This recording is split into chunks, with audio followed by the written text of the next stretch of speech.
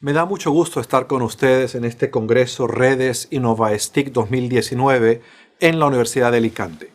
Mi nombre es Fernando Reimers y soy profesor de Educación Internacional y Política Educativa en la Escuela de Posgrado en Educación de la Universidad de Harvard. Y en esta presentación voy a hablar del tema de por qué innovar en educación superior para hacer que la educación universitaria sea más relevante a un mundo cambiante.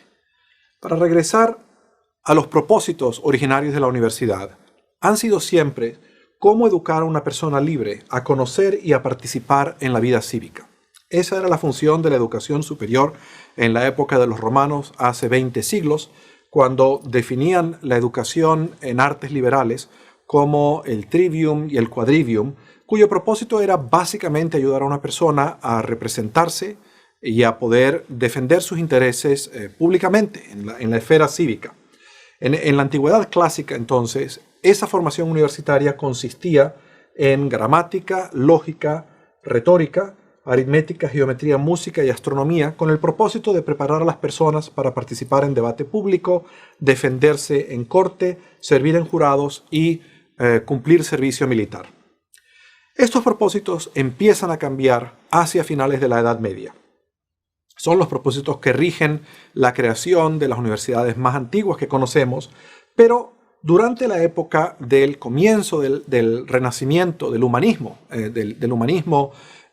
italiano, cuando reúnen en Florencia los Médicis a una serie de intelectuales y de artistas y de científicos y se encuentran en la Plaza de la Señoría Leonardo da Vinci y Maquiavelo y Rafael, y del resultado de estas interacciones emerge la concepción del humanismo que forma la base de una nueva universidad, la universidad cosmopolita, en donde se encuentran diferentes disciplinas con el propósito de preparar a las personas para mejorar la condición humana.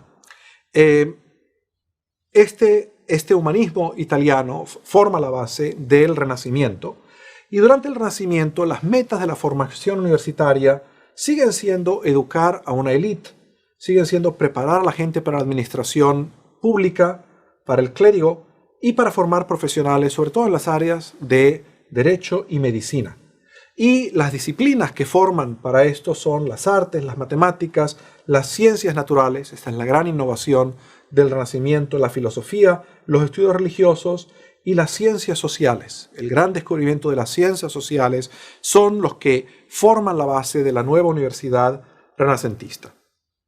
Resultado del Renacimiento es la aparición de esta idea revolucionaria, las ideas de la Ilustración, de que el proyecto de una sociedad debe ser el de preparar a las personas para mejorar su propia condición y para, en colaboración con los demás, mejorar las comunidades de las que forman parte. Y de las ideas de la Ilustración salen tres instituciones que son realmente hermanas siamesas. Y esas tres instituciones son la Universidad Contemporánea, la primera de las cuales es la Universidad de Berlín, que funda Guillermo Humboldt, ministro de Educación de Prusia, la escuela pública y la democracia como forma de vida. En los Estados Unidos, 5 años apenas después de la Revolución de Independencia, John Adams, uno de los fundadores, uno de los líderes de la Revolución Americana, propone la creación de la Academia Americana de Artes y Ciencias. En su momento existen en Estados Unidos universidades, especialmente la Universidad de Harvard, pero en aquel momento la universidad tiene como propósito formar líderes religiosos. Y Adams dice, hay que crear un tipo de academia cuya función es traer a las ciencias y a las artes con el propósito de mejorar la sociedad. En la Constitución de Massachusetts, que redacta John Adams, los primeros 7 capítulos de la Constitución están todos orientados a la educación y a la educación universitaria que propone Adams. Tiene el propósito de preparar a las personas para mejorar, para construir realmente la esfera pública.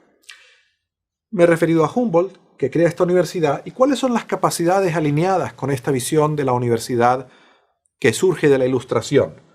Pues son tres tipos de capacidades. Capacidades cognitivas, que incluyen la curiosidad, el pensamiento crítico, la capacidad de deliberar, pensar dentro de las disciplinas y entre disciplinas, la imaginación, la capacidad de resolver problemas, pero también es muy importante la capacidad de trabajar con los demás El proyecto de la ilustración es un proyecto de cómo asociarse con los demás para mejorar el mundo y las capacidades de conocerse y mejorarse a sí mismo. El proyecto de la ilustración es sobre todo un proyecto que tiene una gran fe que las personas comunes y corrientes, y todas ellas, tienen la capacidad de mejorar sus circunstancias. Y estas capacidades pueden ser cultivadas, desarrolladas por la educación. Es decir, en el corazón de esta propuesta universitaria hay una visión cosmopolita de cuál debe ser la meta de la universidad. Las universidades forman esta visión cosmopolita y lo hacen de varias maneras. Lo hacen promoviendo el pensamiento científico y permitiendo el avance del conocimiento basado en la ciencia. Lo hacen promoviendo ideas como la idea de los derechos humanos y de la igualdad fundamental de las personas. Lo hacen colaborando con instituciones internacionales, sobre todo las creadas después de la Segunda Guerra Mundial para permitir una cierta gobernanza mundial.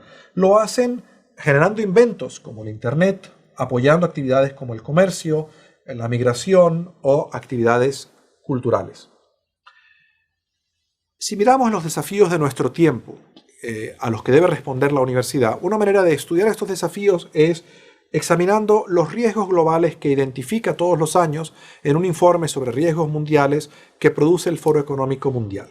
¿Y cuáles son estos riesgos más importantes de nuestra época? La creciente desigualdad de ingresos, cambio climático, la polarización creciente de las sociedades, la enorme dependencia del espacio cibernético y el envejecimiento de la población. Y las interacciones entre estos vectores pues producen riesgos particulares. Por ejemplo, el desempleo y el subempleo que van a causar enorme inestabilidad social, resultado del desarrollo de la inteligencia artificial y de la creciente desigualdad de ingresos y disparidades. Enormes crisis migratorias como resultado del colapso de ciertos estados nacionales, las crisis de agua sobre todo que van a resultar de la dificultad de controlar el cambio climático, etc. Bueno, una educación universitaria que sea intencionalmente cosmopolita, que prepare a las personas para comprender estos desafíos que nos conciernen como especie, tiene que tener las siguientes características. En primer lugar, educar sobre estos desafíos globales. En segundo lugar, avanzar una agenda de derechos humanos. En tercer lugar, educar para una ciudadanía activa, comprometida, productiva, emprendedora, si se quiere. Desarrollar disposiciones y valores que estén alineados con una visión democrática y cosmopolita del mundo, para lo cual la pedagogía y la innovación son fundamentales. Y pasar a entender el concepto de cómo desarrollar una visión interesada en el acceso a la universidad y finalmente ejercer la misión de extensión. Estas 7 acciones son, desde mi punto de vista, la manera de promover innovación universitaria de manera que la universidad pueda ejercitar su misión de preparar a las personas para el ejercicio ciudadano en un mundo cada vez más integrado, en un mundo cosmopolita, en un mundo donde es necesario tener una cierta ciudadanía global para ocuparnos de los asuntos que nos conciernen como especies, pero donde esos propósitos están cada vez más desafiados por un movimiento, un sentimiento populista, nacionalista, que busca desentenderse de estas ideas liberales cosmopolitas que han regido en buena manera la cooperación entre los países y las democracias occidentales desde el término de la Segunda Guerra Mundial. Voy a hablar un poco de qué significa cada una de estas cosas. ¿Qué significa educar sobre desafíos globales? Naciones Unidas hace 3 años adopta en la Asamblea General de Naciones Unidas una visión de un mundo incluyente y sustentable traducida en los Objetivos para el Desarrollo del Milenio. Y las universidades, ninguno de estos objetivos puede ser logrado sin una inversión muy grande en capacidades humanas. Y estos objetivos pueden representar todos el eje de un currículum universitario. Eso significa que las personas entiendan qué significa un mundo sin pobreza, por qué es necesario y cómo se produce ese mundo sin pobreza desde distintos campos profesionales. ¿Qué significa un mundo sin hambre? Un mundo donde haya salud para todos, un mundo donde haya educación para todos, donde haya igualdad de género, etc. Cuando yo me reúno con estudiantes universitarios y les pregunto cuántos de ustedes conocen los Objetivos de Desarrollo del Milenio, Levantan la mano un 20%. Y yo les invito a ustedes a que hagan el mismo ejercicio con sus estudiantes en sus universidades, porque obviamente el primer orden de cosas está en hacer que los estudiantes conozcan estos, pero además en hacer de estos propósitos un eje articulador del currículum y de la innovación universitaria. Les voy a decir en el caso de nuestra Universidad de Harvard qué significa esto. Hace ya 7 años, la rectora de la universidad inició un concurso anual de innovación para promover innovación orientada a algunos de estos objetivos. Todos los años escoge 2 o 3 de ellos y dice, a ver, voy a distribuir premios hasta por una cantidad de $100,000 a innovaciones generadas por estudiantes que tengan como propósito reducir la pobreza, eliminar el hambre en el mundo, mejorar la salud de la humanidad. Y la única condición es que en estos proyectos en los que trabajen los estudiantes durante un año no participen ningunos profesores.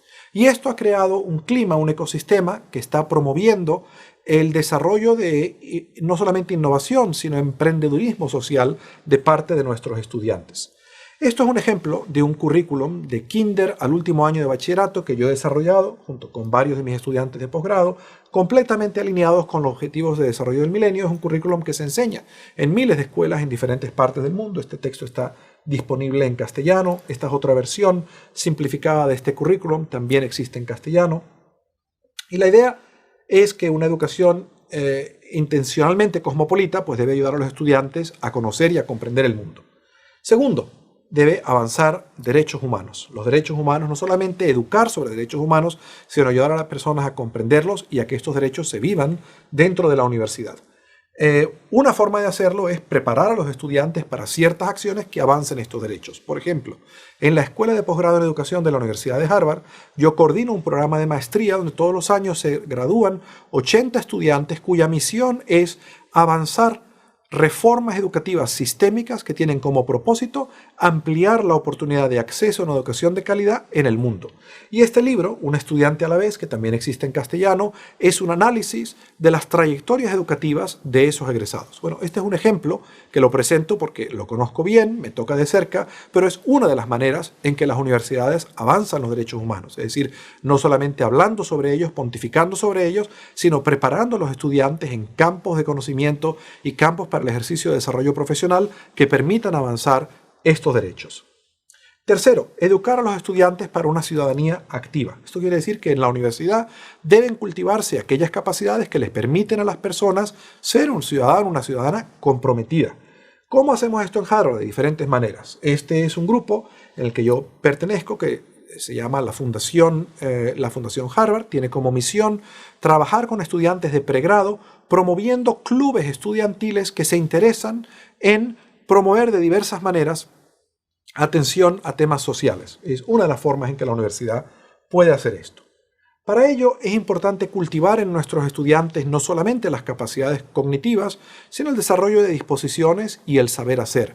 Y esto puede hacerse bien con innovaciones como el concurso que auspicia la rectora de nuestra universidad, al que me refería hace poco, como con la creación de un laboratorio de innovación, una creación de hace una década en Harvard, donde los estudiantes tienen un espacio para trabajar y donde pueden encontrarse con otros estudiantes mientras están constituyendo una empresa, una organización de la sociedad civil para atender algunos de estos problemas en el mundo. Esa es una de las maneras de desarrollar esta capacidad de hacer. Por supuesto, hay muchas cosas que la universidad puede hacer para promover esto. Esto fue un reconocimiento que le hicimos a Malala, quien ha sido invitada un par de veces a la universidad. Y cuando uno invita a un personaje como Malala a la universidad, no está solamente reconociendo el trabajo que han hecho, está enviando una señal muy poderosa a los estudiantes sobre qué cosas valoramos. En el caso de esta joven, valoramos su compromiso con la igualdad en las oportunidades educativas que deben tener, sobre todo las niñas, en una zona del mundo donde no todas las personas están de acuerdo con eso, y que ha demostrado un gran valor, un gran coraje en arriesgar su propia vida por avanzar ese derecho. El innovar requiere innovar desde el punto de vista también en cómo enseñar y cómo aprender. Esto significa, estas son unas fotografías del iLab. Yo les cuento que enseño un curso que se llama Innovación Educativa y Emprendimiento Social, que en realidad reemplaza un curso que yo solía enseñar que se llamaba Educación, Pobreza y Desigualdad, y donde estudiamos básicamente sociología de la educación, y en algún momento descubrí que aprender a contemplar un problema no necesariamente lleva a los estudiantes a poder resolver un problema. Y decidí retirar ese curso y reemplazarlo por un curso en donde los estudiantes vienen con el propósito de desarrollar algún tipo de innovación para reducir la pobreza y la desigualdad social a través de alguna intervención educativa. Y lo que hacen en este curso es desarrollar un business plan para llevar a cabo esa innovación. Hay diferentes pedagogías que permiten hacer esto. Lo que se llama el service learning, involucrar a los estudiantes en tareas de servicio, promover emprendedurismo social, abrir la universidad a temas cívicos importantes y sobre todo evitar el excesivo aislamiento de la universidad del mundo real. La organización Gallup llevó hace unos 5 años a cabo un estudio de 30.000 egresados universitarios en diferentes cohortes, a los que les preguntó 2 cosas. ¿Usted es efectivo en lo que hace y usted se siente satisfecho con lo que hace? Y luego le hizo una serie de preguntas sobre su experiencia universitaria. Y encontró que los mejores predictores de sentirse efectivo y de sentirse a gusto haciendo lo que hacían no era qué campo de estudios se había escogido, en qué universidad se había ido o el promedio de calificaciones. Los 3 predictores más poderosos eran haber tomado algún curso que conectase al estudiante con problemas del mundo real, haber participado en alguna actividad que el estudiante pudiera llamar propia, en algún proyecto que se extendiera más allá de los requisitos mínimos de un curso, y haber encontrado un profesor que desafiara al estudiante a hacer más de lo que el estudiante mismo se pensaba capaz de hacer. Los estudiantes que habían tenido esas 3 experiencias en su educación universitaria tenían al cabo de 5, 10, 15, 20 años de recibirse de sus estudios universitarios 12.5 veces más probabilidad de decir que eran buenos en lo que hacían y que se sentían a gusto que los que no habían tenido esas experiencias. Pero menos del 6% de estos 30.000 estudiantes habían tenido estas 3 experiencias en su formación universitaria. Finalmente, vivimos en una época en la cual este populismo creciente tiene una enorme desconfianza de las élites.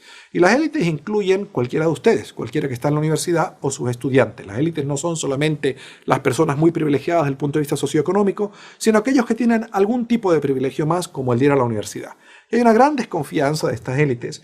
Y yo creo que en eso es muy importante preguntarse por qué. Preguntarse qué hace o deja de hacer la universidad que le merece o no la confianza de aquella población que no tiene la oportunidad de ir a la universidad. Yo creo que en ese sentido, en la medida en que la universidad haga transparentes las muchas maneras en que contribuye al bienestar, inclusive de aquellas personas que ellos mismos no pueden estudiar en la universidad, pues eso ayuda. Pero además hay que ser intencional en promover esto. Nuestro nuevo rector en la universidad, Larry Bacow, en su instalación en el otoño pasado, en su discurso de instalación, de inauguración, dijo: yo creo que es muy importante llevar a la universidad a Pontiac, Michigan.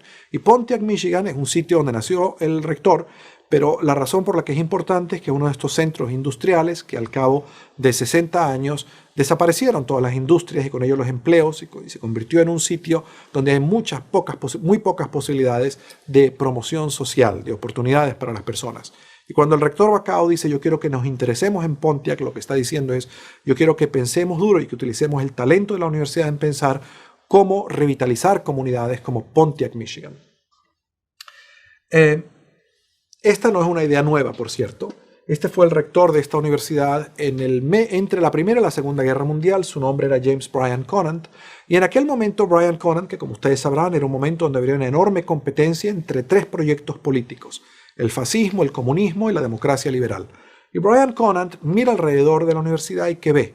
Ve hombres blancos de religión protestante, todos de condición socioeconómica privilegiada. Y él dice, esto es menos congruente con la visión que tenían John Adams, Jefferson o Benjamin Franklin de lo que significa una sociedad de iguales, y es más congruente con lo que tiene en mente Hitler cuando piensa que uno debe identificar a aquellos que tienen mejores condiciones e invertir en ellos porque son una raza superior. Y él inicia una serie de reformas para abrir la universidad a personas de toda condición racial, background religioso, socioeconómico, etc. Finalmente, la misión de extensión, que es una misión muy importante.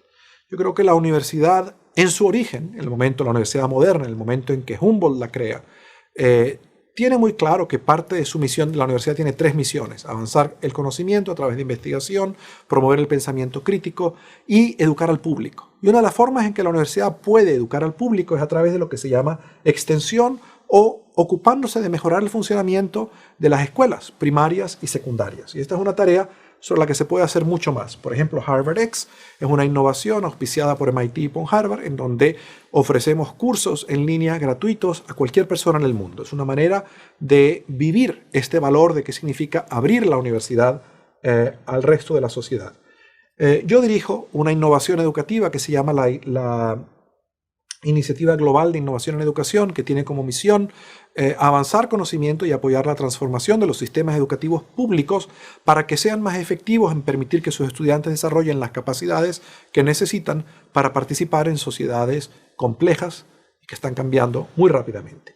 Y lo que somos es un consorcio básicamente de universidades en 10 países distintos del mundo, en donde hacemos 3 cosas: investigación aplicada, promovemos lo que llamamos diálogos informados y desarrollamos herramientas simples que les sirvan a maestros y directores de escuelas para hacer una educación más relevante.